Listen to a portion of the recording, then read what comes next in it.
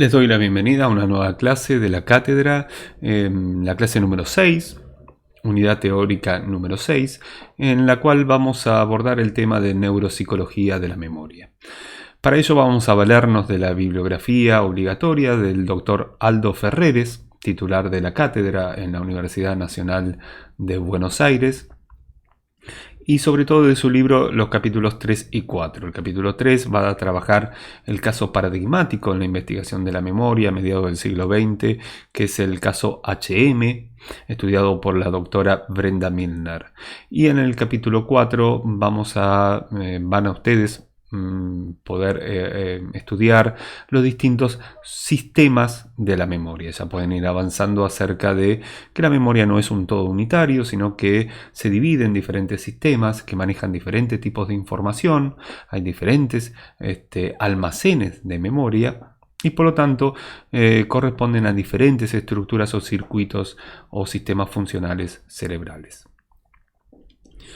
Esta primera presentación que les muestro es un edificio que responde a la sede del Centro Integral de la Memoria o Grupo GAMA, Grupo de Apoyo al Mal de Alzheimer, que se encuentra en la ciudad de Mar del Plata, en la calle Rawson 3145, institución de la cual yo formo parte. Esta institución, que tiene un edificio modelo, creado junto con la Universidad Nacional de Mar del Plata, con la Facultad de Arquitectura, confeccionado de acuerdo a un modelo de la discapacidad integral para poder lograr un centro de día adecuado a las necesidades del paciente con Alzheimer. Esta institución, como les decía, es una de las pocas que hay en Argentina a nivel público y que representa realmente un gran avance para la ciudad y la región. No digo solamente para los alumnos que se encuentran en Mar del Plata, sino también para los de Mar de Ajó y Dolores. Hace 30 años que nos dedicamos al estudio del Alzheimer y a los fenómenos relacionados con la memoria, los procesos cognitivos y la neuropsicología, junto con un grupo de profesionales muy amplios, cerca de 40 profesionales trabajando actualmente en la institución.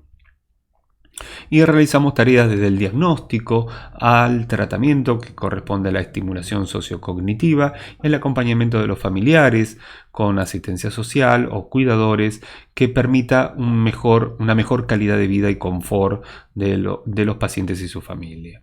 Es una problemática, como veremos más adelante, cuando estudiemos demencia, es una problemática que excede lo puramente neurológico para ser una problemática sociocomunitaria. Me parece importante mencionarles que existe una institución de este estilo, que, como les decía, es sin fines de lucro, es una ONG. No estoy haciendo ningún tipo de propaganda con fines comerciales, sino de difundir lugares donde realmente se trabaja de manera desinteresada y por el bienestar de la comunidad. Ahora sí, pasemos a algunas cuestiones relacionadas al tema que nos aboca. Cuando hablamos de memoria, como les comentaba en otras clases, siempre vamos a estar, ante cada proceso cognitivo, vamos a realizar una definición de la misma y después la clasificación. Van a ver ustedes a lo largo de la clase que no solo vamos a ir definiendo, vamos a ir explicando y también vamos a ir clasificando y relacionando con las distintas estructuras cerebrales que corresponden a los distintos sistemas de la memoria. Pero así como en el tema de atención nos encontrábamos con que había tantas definiciones como autores hablaban de la atención y que había una dificultad inherente al concepto mismo en poder definirla de manera adecuada, con el tema de memoria pasa algo similar. Hay tantas definiciones como autores, pero la memoria se puede definir de una manera operativa, es decir, la podemos definir de acuerdo a los procesos que la componen. Así, Iván Izquierdo, que es un investigador argentino que actualmente está radicado en Brasil, y es uno de los investigadores más reconocidos a nivel mundial en el estudio de la memoria. Habla de la memoria como la capacidad de conservación y evocación de la información. Está hablando de dos componentes o dos cualidades al mismo tiempo, podría decirlo, de la memoria, en tanto que conserva, almacena y también recupera esa información. Fontane va a definir a la memoria como la capacidad del sistema nervioso central de fijar, organizar y actualizar y o reconocer eventos de nuestro pasado psíquico. Y aquí vemos una definición claramente operativa, donde vamos viendo cada uno de los pasos en el procesamiento de la información a nivel de los sistemas de memoria. Cuando hablamos de fijar, lo que estamos hablando es de almacenar memoria. Organizar significa codificar, consolidar, y actualizar y reconocer refiere a los procesos de recuperación. La evocación es una recuperación de la memoria, en tanto recuerdo de manera espontánea, y reconocer implica recordar una información entre varias opciones múltiples. El tema de memoria realmente es un tema muy amplio dentro del estudio, tanto desde la filosofía a la psicología y la neuropsicología en la actualidad. Siempre ha llamado la atención y actualmente es un tema que está en boga y en boca de todos. Realmente cuando veíamos atención decíamos que no hay proceso cognitivo, no hay proceso mental que no esté involucrada algún tipo de atención. En la memoria pasa algo similar. No encontramos un proceso psíquico, por ejemplo el lenguaje, que no esté involucrada la memoria. Cuando una palabra no me sale, decimos que no la recordamos, y no es solamente un defecto de carácter lingüístico. La memoria es un dispositivo básico del aprendizaje, y también a veces nos cuesta discriminar memoria de aprendizaje. Aspectos que podemos ir abordando a lo largo de la clase, como también a lo largo de toda la materia. Pero el interés en general que se refiere a la memoria, creo que en parte responde a digamos, a nuestra sociedad actual, que es una sociedad que, como yo les comentaba en atención, informívora, una sociedad cognitiva per se, donde todo debemos memorizarlo, o todo se memoriza en ordenadores o computadoras o discos rígidos.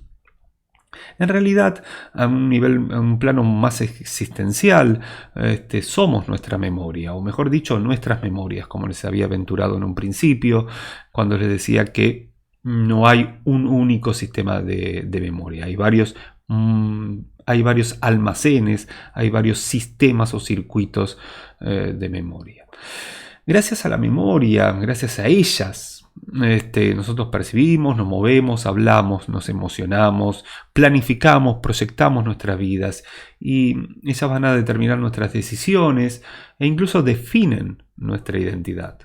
Por eso decimos somos nuestra memoria, precisamente por su relevancia para nuestras existencias individuales. Es necesario comprender su funcionamiento y su naturaleza desde el campo científico. Sin embargo, antes de comenzar a buscar respuestas y comenzar a involucrarnos en las distintas clasificaciones de la memoria y sus explicaciones y demás, conviene desechar algunas ideas preconcebidas de manera tradicional o del sentido común respecto de la memoria, ¿no?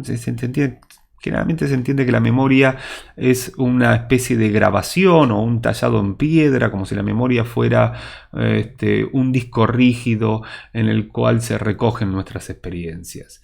Es totalmente lo contrario. Yo diría que es una metáfora hasta vulgar, si se me permite la palabra. En realidad la memoria es un complejo y frágil proceso cerebral que construye, almacena y recupera recuerdos en constante evolución. Recuerdos que se van modificando cada vez que los recordamos. Los vamos alterando cada vez que los recordamos. No es una copia fiel de la realidad. Imaginemos por un momento, y hagan la prueba, que por un momento que tenemos nuevamente 8 años, que es Navidad, por ejemplo, y no sé, la familia se reúne a la mesa. Esperamos que sean las 12 para los regalos de Papá Noel y hasta sentimos esa emoción que despierta en un niño tal festividad. Sin duda es toda una multiplicidad de vivencias, por lo que nuestras percepciones van a activar con especial intensidad patrones concretos de actividad en nuestro cerebro.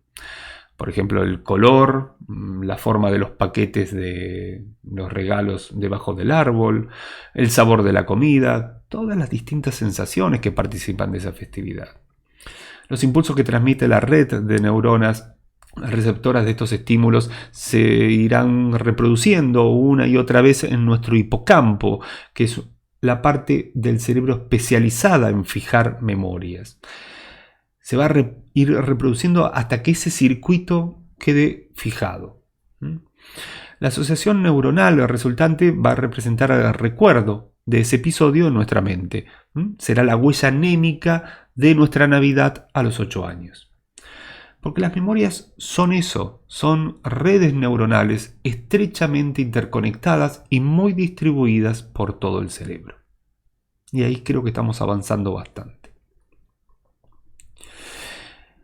¿Qué sucede? Si unas semanas más tarde volvemos a encontrarnos con un estímulo que estuvo presente en ese contexto de la reunión de Navidad, ¿no? Por ejemplo, el color bastante extraño que tenía el vestido de una tía muy particular.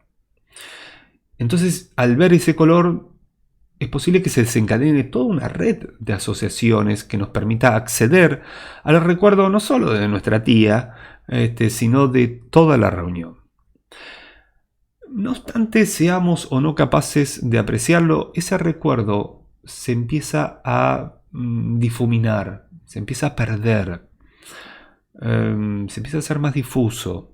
Algunos detalles que seguramente fueron percibidos en su momento no quedaron del todo fijados, como por ejemplo lo que preparó o trajo de comer esa tía. Y el motivo por el cual los recuerdos se van desdibujando es sencillamente que el sistema neuronal no tiene una capacidad ilimitada de almacenamiento y sus diversos componentes son dinámicos, no estáticos, en absoluto estáticos, de modo que establecen entre sí variadas y entrecruzadas combinaciones a lo largo del tiempo, de manera que algunos de los sistemas neuronales que participaron en la elaboración de aquel recuerdo han abandonado la red y se han concentrado en otras. Es desconectar de una sinapsis y utilizarla para otra red o hubo pérdida neuronal. Iván Izquierdo, autor que vimos al principio, tiene un libro exquisito que se los recomiendo y pueden encontrar de modo muy económico. Se llama El arte de olvidar y habla que esto no sería un arte de olvidar, sino que sería realmente una situación trágica en última instancia, la de perder este tipo de detalles por pérdida neuronal o porque las sinapsis no tengan la eficacia necesaria. Aún hay más. Nuestro recuerdo, además de irse perdiendo, va a ser cada vez menos fiel a lo que fue en la realidad. Es posible que a posteriori le vayamos añadiendo nuevas conexiones a la red original que lo modifiquen, quizás incorporando algún detalle procedente de otro episodio contemporáneo o lo vayamos modificando de acuerdo a nuestra experiencia emocional. ¿Qué quiero decir con esto? Que el recuerdo es plástico, no es marmóreo. No es una estatua de mármol que queda fija para siempre, sino que cada vez que lo revisitamos, cada vez que recordamos un recuerdo, volvemos a reconstruirlo en sus partes y a modificarlo en cada una de ellas. Por eso, muchas veces hablamos en términos forenses de si los testigos en sus declaraciones realmente son testigos fieles. Cuando se recupera una información guardada en la memoria, lo que sucede es que se activan nuevamente los mismos procesos bioquímicos que se utilizaron para construir esa misma memoria. Por lo que en cierto modo, cada vez que se reaviva un recuerdo, se lo reconstruye biológicamente. Así es como nuestras memorias rehacen el pasado, nuestro pasado psíquico. Cuando revisitamos un recuerdo, no nos limitamos a recuperarlo de modo objetivo, como la foto que podemos ver en esta diapositiva.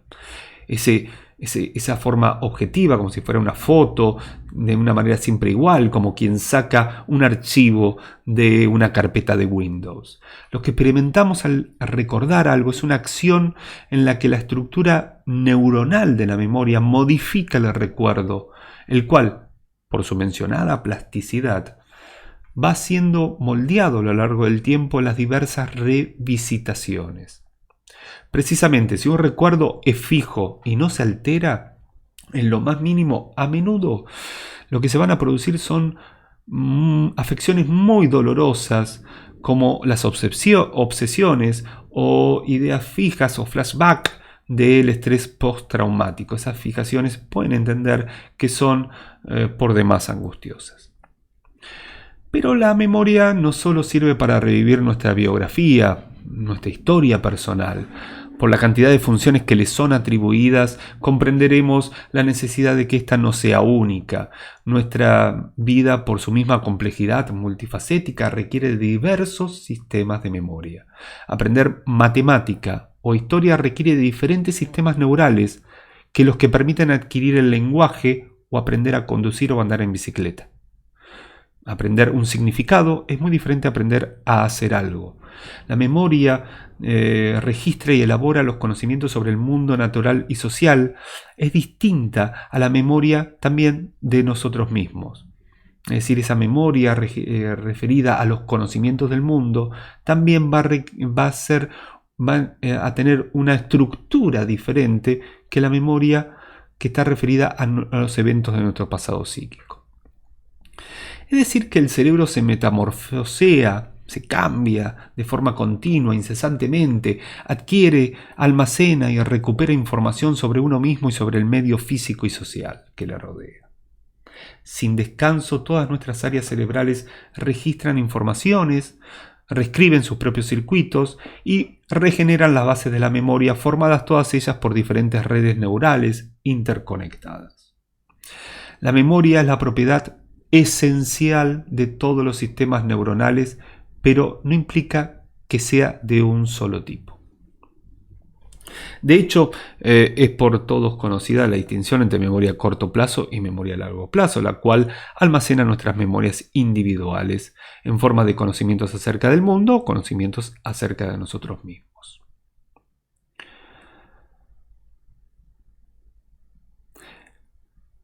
Esto que nosotros decimos, las distinciones que vamos encontrando, de que la memoria como un todo unitario está muy lejos de ser real, es algo que nos ha enseñado el paciente HM. Si nosotros contextualizamos los aportes que ha realizado Brenda Milner con respecto a HM, podemos entender que siempre resultó muy atractivo para los filósofos o los psicólogos el estudio de la memoria, y hasta más o menos el año 50 del siglo XX, a la cabeza estaba un psicólogo americano, Lashley, que proponía que la memoria era una única entidad y era inseparable de las funciones perceptivas y motoras. Y la memoria, no podía ser ubicada en una región en particular, sino que se almacenaba de manera difusa en toda la corteza cerebral. Por eso la importancia de HM o Henry Mollison radicó, como ustedes saben, por la lectura del material, en las secuelas postquirúrgicas de una amnesia anterógrada profunda y en menor medida una amnesia retrógrada. Lo que observó Brenda Milner fue variadas disociaciones. Por ejemplo, la memoria a corto plazo de HM estaba preservada, incluso tenía una muy buena memoria de trabajo, que competía con una incapacidad muy importante para aprender nueva información, lo que se llama amnesia anterógrada. No podía recordar lo que había hecho hacía 15 minutos, porque cada vez que su atención se focalizaba en una tarea diferente, perdía la información con la que estaba trabajando. Esto es lo que se llama, en la amnesia anterógrada, olvido a medida. También otra cosa que observó Brenda Milner es que también que si no podía recordar hechos de su vida personal, tampoco podía almacenar información nueva acerca del mundo. Es decir, nuevos conceptos, palabras, significados. Si la operación de HM fue en el año 53, su vida quedó detenida en esa época. No conoció el surgimiento de varios movimientos relacionados a los años 60, como el pop, el hipismo, la guerra de Vietnam y la muerte de John Fitzgerald Kennedy. No almacenaba información, lo que decimos nosotros, información semántica, pero sí podía, a diferencia de no poder aprender información episódica y semántica, aprender conductas motoras nuevas. Es decir, procedimientos nuevos. Aquellos procedimientos que requerían de una repetición motora, que requerían de práctica, de ejercicio. Esta distinción es notable porque dio lugar a pensar que existían memorias declarativas, episódica y semántica, que funcionalmente eran diferentes de las procedimentales, que luego vamos a llamar no declarativas. Y si funcionalmente son diferentes y se conserva una y no la otra, debía de tener circuitos neuronales distintos, estructuras distintas para cada tipo de memoria. Es así que vamos encontrando diferentes tipos de memorias. Una de las primeras distinciones que hace Tulbin, acá podemos observar que él habla de memoria a corto plazo, el sistema de representación perceptual, la memoria episódica, semántica y procedimental. Pero la primera gran distinción que podemos realizar es entre memorias declarativas y memorias no declarativas. La memoria declarativa es aquella que se puede expresar con el lenguaje, donde el recuerdo es consciente, donde el recuerdo es un concepto, donde es un dato, un acontecimiento. Con esta memoria respondemos sin problemas qué desayunamos por la mañana, como también cuál es la fecha de independencia de nuestro país. En cambio, la memoria no declarativa se trata de memorias acerca de hacer algo, de destrezas, como hablar, nadar o manejar un automóvil. Esta memoria no requiere de recursos cognitivos como la atención para recuperarla, no requiere de esfuerzo de conciencia.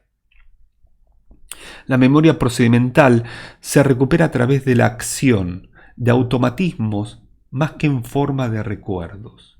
No podemos poner en sujeto y predicado cómo hacemos para mantener el equilibrio al andar en bicicleta, por ejemplo, o cómo movemos la mano para dibujar hacer una pintura o escribir. No podemos reproducirlo a través de las palabras.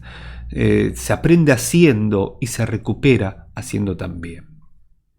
Entonces esta clasificación que ustedes observan acá, que es tomada de Luis Fontán, de la Cátedra de Neuropsicología de la Facultad de Medicina, hace una primera distinción entre memorias declarativas y no declarativas. Pero la primera de todas, que es esta clásica, que es memoria a corto plazo y memoria a largo plazo. La memoria a largo plazo se divide en declarativas y no declarativas. Esa es la aclaración que tendría que haber hecho al principio. Cuando hablamos, vamos a empezar por el principio, si lo que tenemos adelante, arriba de todo, es la memoria a corto plazo y la memoria a largo plazo después. Vamos a empezar por las memorias a corto plazo. La memoria a corto plazo es la capacidad de poder mantener durante un tiempo muy limitado, de 10 a 5 minutos, una cantidad limitada de unidades discretas. Quizás ustedes conozcan, como observan en la diapositiva, lo que los cognitivos llaman el mágico número 7 más menos 2. Es decir, nosotros podemos mantener en nuestra conciencia, o sea, en nuestra memoria a corto plazo, no es que la conciencia sea un sinónimo de memoria a corto plazo, pero tiene muchas similitudes. En nuestra memoria a corto plazo podemos mantener entre 5 y 9 elementos de información, ¿sí? Eso pareciera ser la capacidad limitada que tiene la memoria y lo que se ha hecho en estudios de memoria. Por ejemplo, si nosotros tuviéramos que recordar un número como 1, 5, 4, 3, 9, 6, 6, 8, 1, realmente sería muy difícil de repetir en tanto que son 9 números. Pero si yo los agrupo de 3 en 3, diciendo 154, 3681, 968, no sé, no me acuerdo bien qué dije, pero es un número celular, en este sentido nosotros los podemos agrupar en 3 elementos de información y entonces puede ser manejada por nuestra memoria a corto plazo. De hecho, estos recursos son los que utilizan, se llaman recursos mnemotécnicos, que permiten, por medio de la asociación, ocupar menos espacio en la memoria. La memoria a corto plazo tiene dos variantes importantes. La primera es una memoria a corto plazo pasiva, en la cual nosotros no hacemos gran cosa con la información que ingresa por nuestros sentidos, sino que es esa información que nos queda sonando en esos 10 o 15 segundos. Pero no realizamos ningún tipo de maniobra ni manipulación con esa información. Cuando cuando realmente realizamos una maniobra o algún tipo de manipulación con esa información, estamos hablando de la memoria de trabajo. La memoria de trabajo es un sistema que mantiene la información que se está procesando de una manera activa que nos permite a nosotros estar realizando algún tipo de actividad con la misma.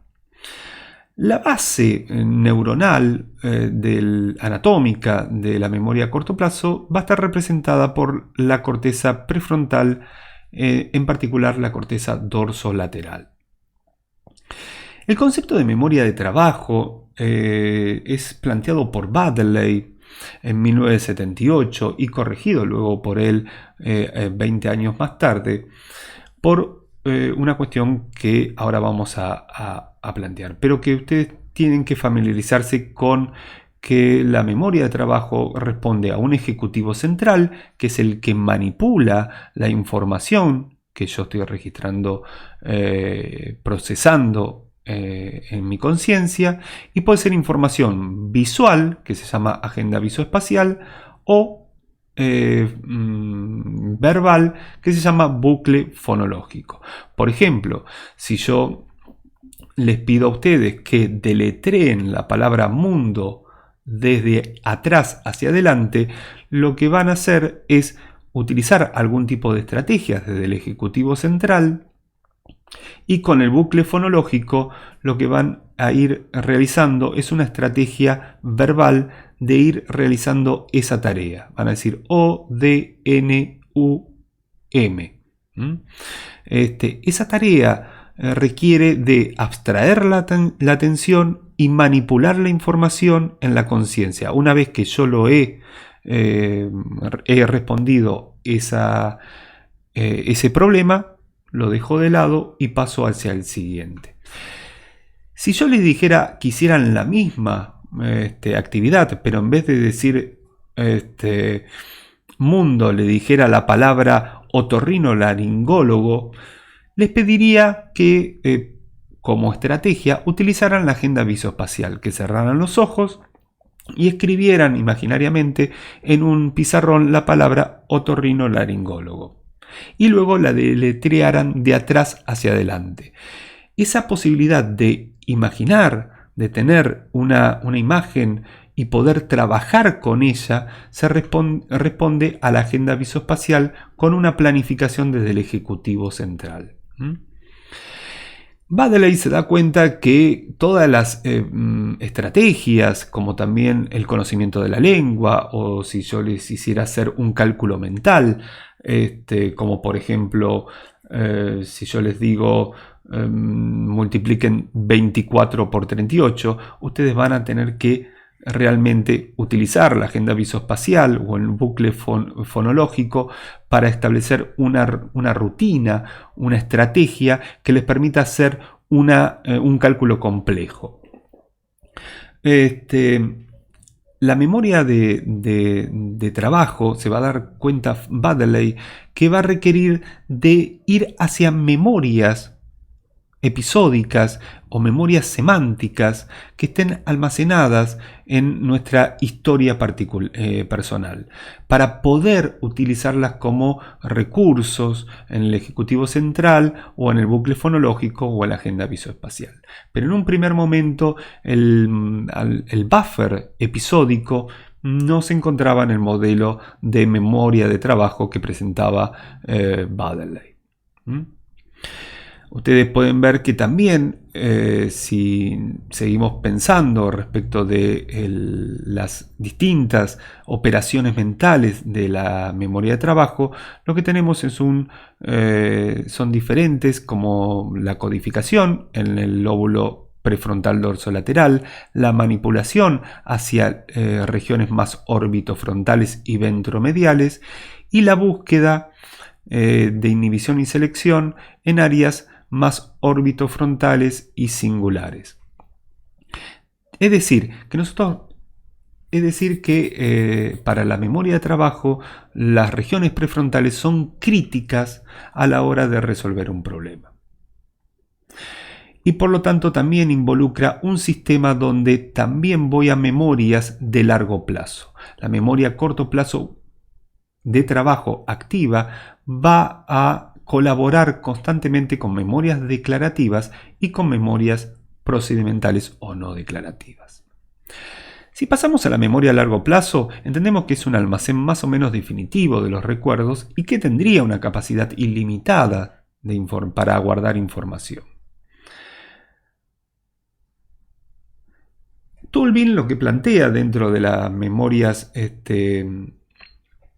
a largo plazo, como ya habíamos planteado, las memorias declarativas son aquellas que pueden verbalizarse, que tienen un acceso consciente, también se las va a llamar explícitas, porque necesitan de un esfuerzo de la conciencia en la búsqueda. Si yo les digo que estaban haciendo el noviembre del 2019 o al inicio de la cuarentena, ustedes van a tener que hacer un esfuerzo de viajar hacia el pasado, por lo cual hablamos de memoria explícita o que requiere de un esfuerzo consciente, y es declarativa porque invita a que sea formulada de manera verbal. Las memorias procedurales, como habíamos dicho, se aprenden haciendo y se recuperan haciendo. Esta distinción entre las memorias a largo plazo las divide Tolbin y las entiende de manera jerárquica. Como bien les comentaba, tenemos la memoria declarativa, tenemos la memoria semántica por un lado, que es una memoria de hechos, y la memoria episódica, que es una memoria de eventos. Cada una de estas dos memorias, las declarativas, tienen circuitos neuronales diferentes. La memoria episódica va a estar relacionada con el hipocampo, el lóbulo temporal medial y la corteza en general, que es donde se va a ir almacenando las memorias. La semántica, que ahora vamos a pasar a explicarla, va a estar relacionada con la corteza temporal lateral y la corteza prefrontal. Con respecto a la memoria no declarativa, que es procedimental, lo que vamos a tener son distintos tipos de estructuras, como los ganglios basales, el cerebelo, la amígdala y ciertas vías reflejas de acuerdo al tipo de aprendizaje motor. La memoria a corto plazo, que es a largo plazo, que se había visto muy alterada en HM, participa de manera muy importante el hipocampo. El hipocampo es una estructura que está ligada con la fijación de las memorias, pero no con su almacenamiento, es decir, no se almacena la información en el hipocampo. El hipocampo fija memorias. Pregunta de parcial, prácticamente. Vamos a empezar hablando de las memorias a largo plazo, no declarativas o implícitas, que mencionaba Tulvin en la base de la estructura. Es la memoria procedimental, que es una memoria que se relaciona con la acción, con ejecución de actividades, con habilidades y destrezas perceptivas, motoras, cognitivas, adquiridas y que solo podemos acceder a través de la acción, no a través de la palabra. Las estructuras que están involucradas en las memorias implícitas o procedimentales son el cerebelo, los ganglios basales y la corteza premotora. Los ganglios basales tienen una relación con la sustancia nigra que tiene que ver con cuestiones de orden químico que en este momento no es necesario abordar. Lo que nosotros observamos es que hay un circuito que, si ustedes lo comparan con la operación quirúrgica de extracción del hipocampo anterior y la parte anterior del hipocampo y del lóbulo temporal medial, en el caso HM, fíjense que ninguna de esas estructuras son las que participan en el circuito o en el sistema funcional de las memorias implícitas o procedimentales. Por eso en HM las memorias procedimentales se encontraban conservadas y responde a cerebelo, ganglios basales y corteza premotora en tanto organización del movimiento. Con respecto a la memoria episódica, lo que podemos decir es que es una memoria que está relacionada a eventos que responden a nuestra autobiografía. Es una memoria que se codifica de acuerdo a un contexto y a un tiempo. Hay un tiempo y un lugar.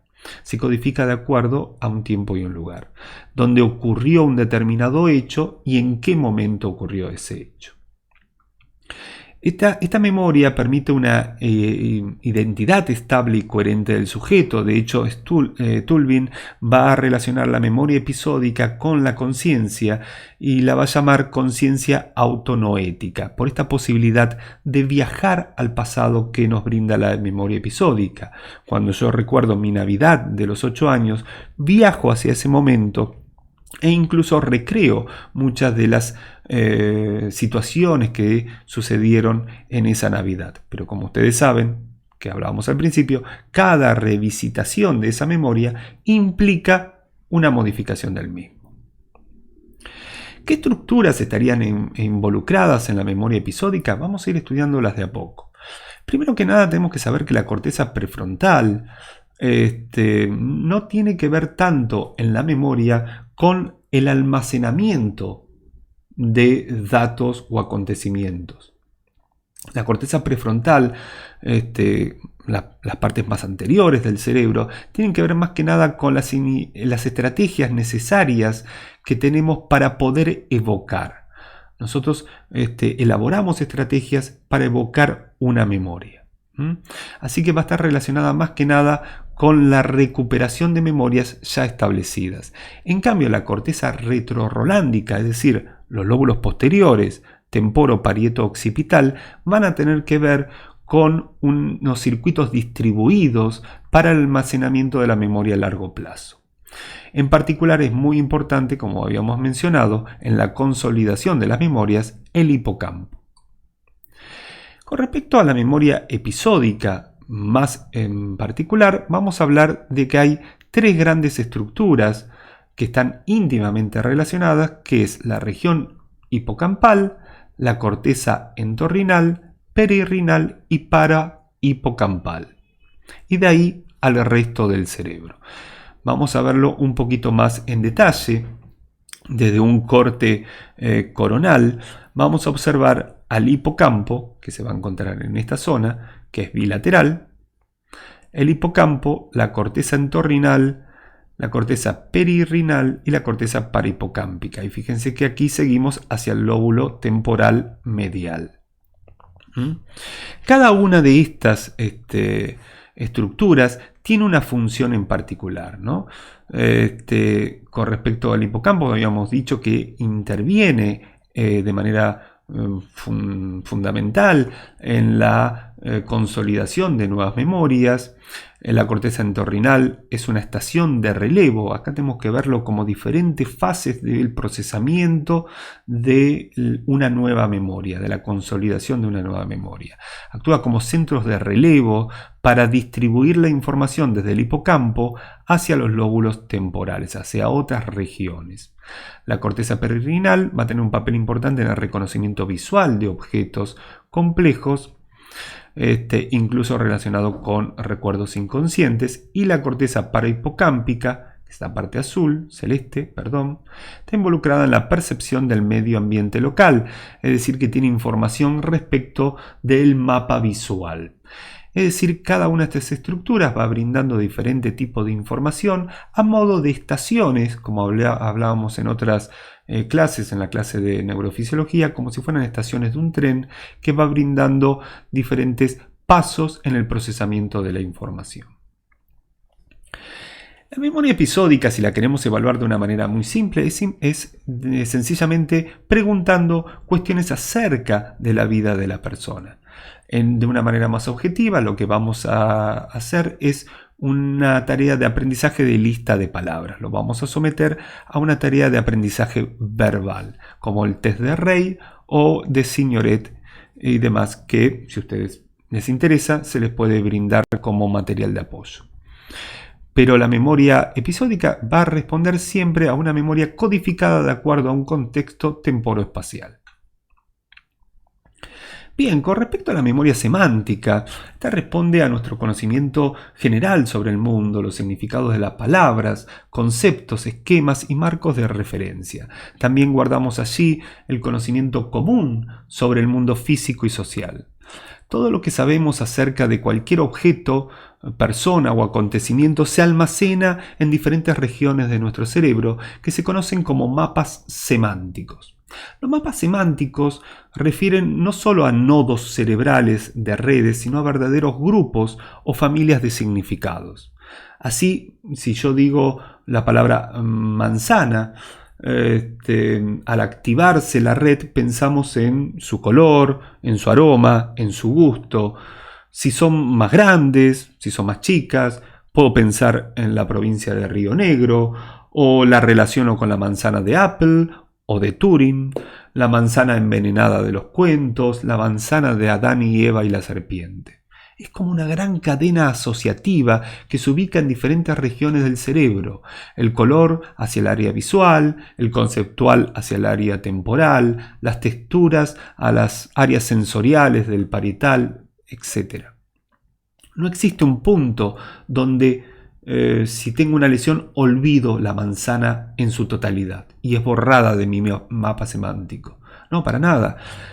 Si lo existiera, si yo tuviera una lesión en ese lugar que responde a la palabra manzana, la podré recuperar por otra vía, por otro circuito. Me pueden decir, por ejemplo, háblame de Adán y Eva y va a aparecer la palabra manzana. O háblame de Río Negro y va a aparecer la palabra manzana. Esta es la idea de mapas semánticos de diferentes nodos, que la información no se encuentra hallada en una sola neurona o en una sola red, sino en redes solapadas. Otra prueba de la existencia de estos mapas semánticos en diferentes regiones cerebrales surge del estudio de pacientes con lesiones específicas que presentan problemas para reconocer alguna categoría semántica concreta, como por ejemplo categorías de seres animados o objetos inanimados. En este caso, los pacientes que mostraban un déficit selectivo de reconocimiento de seres vivos presentaban alguna lesión en los lóbulos temporales mediales, en los lóbulos temporomediales, mientras que los que sufrían amnesia de objetos inanimados tenían lesionadas las áreas frontoparietales, por lo cual también encontramos ahí una localización distinta, como si los objetos que están más relacionados con la actividad motora van a, por su utilización, por su función, van a estar localizados, almacenados en áreas frontoparietales que tienen que ver con lo espacial y con lo motor, y los conceptos de los seres vivos en áreas más temporales que están relacionados con regiones más semánticas. En síntesis, ¿qué estructuras están relacionadas con la memoria semántica? La corteza, por lo menos lo que observamos en las personas que han tenido lesiones en la corteza del lóbulo temporal medial, suelen tener una importante dificultad para recuperar memorias semánticas, como la región inferolateral de la memoria del lóbulo temporal, ¿no? La parte inferolateral. Y también la corteza prefrontal va a estar muy relacionada con la recuperación de las memorias semánticas. El área inferolateral del lóbulo temporal en la adquisición y la corteza prefrontal, sobre todo dorsolateral, va a estar relacionada con la recuperación de memorias semánticas. Acá tienen un pequeño mapa de las memorias procedurales en verde y ganglios basales, cerebelo, ganglio basal y áreas motoras, la memoria de trabajo como memoria a corto plazo y la memoria semántica en el lóbulo temporal inferolateral. Como ustedes pueden ver, la memoria es un proceso que va desde la adquisición y el registro, donde participan los otros dispositivos básicos del aprendizaje, una serie de organizaciones, de procesos que requieren la organización y la codificación del material para poder ser archivado, entre comillas, y luego su posterior recuperación. Si a todo esto nosotros le agregamos el cerebro, lo que vamos a tener es aquí la función de filtro, de selección y registro de la atención, en la interrelación de las distintas funciones cognitivas relacionadas con el aprendizaje, la memoria a corto plazo, que a través de un proceso de consolidación se almacena en la memoria a largo plazo con la posibilidad de recuperación por evocación o reconocimiento u olvido. Para la consolidación entendemos que es muy importante los aspectos emocionales procesados por la amígdala y en particular el hipocampo. Por último, y vamos cerrando la clase de hoy, vamos a hablar un poquito de las amnesias anterógradas y retrógradas, que son la patología más clásica de la memoria. La amnesia anterógrada responde a un trastorno de la recuperación de la información después de un evento traumático en el cerebro. Por ejemplo, lo que le ha sucedido a HM.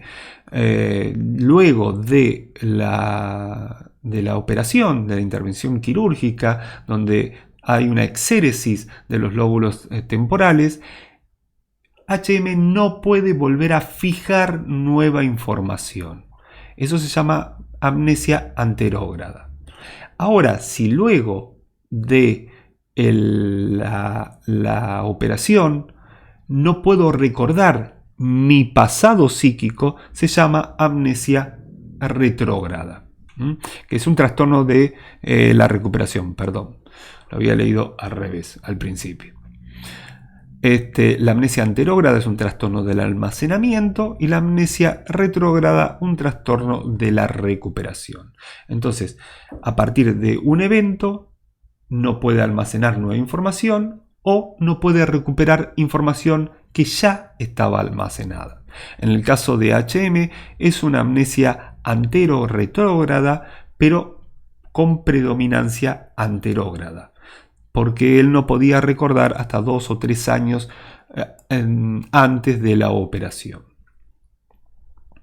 El olvido, como va a decir Iván Izquierdo, no tiene que ver con una patología, sino que tiene que ver con una pérdida natural donde diferentes redes neurales son utilizadas para otros fines, por el olvido relacionado con la vejez, por la pérdida de neuronas o por la pobre eficacia de las nuevas sinapsis. El olvido es la imposibilidad de recuperar la información, ya sea porque no se tiene almacenada o porque las estrategias desde la memoria a corto plazo fallan. Por ejemplo, el famoso fenómeno de la punta de la lengua, esa palabra que no me sale cuando lo quiero decir y lo tengo en la punta de la lengua, que se llama déficit de acceso al léxico. No puedo acceder a una palabra que yo ya conozco. Y esto es un problema más relacionado con la memoria que con el lenguaje. Por el día de hoy concluimos la clase, hemos repasado las cuestiones relacionadas con los diferentes sistemas de memoria y sus bases neuroanatómicas. Ante cualquier consulta disponemos de las clases sincrónicas, los esperamos para tal fin, contestando las guías principalmente, que vayan con esas dudas y leída la bibliografía. Los saludamos hasta la próxima clase, hasta luego.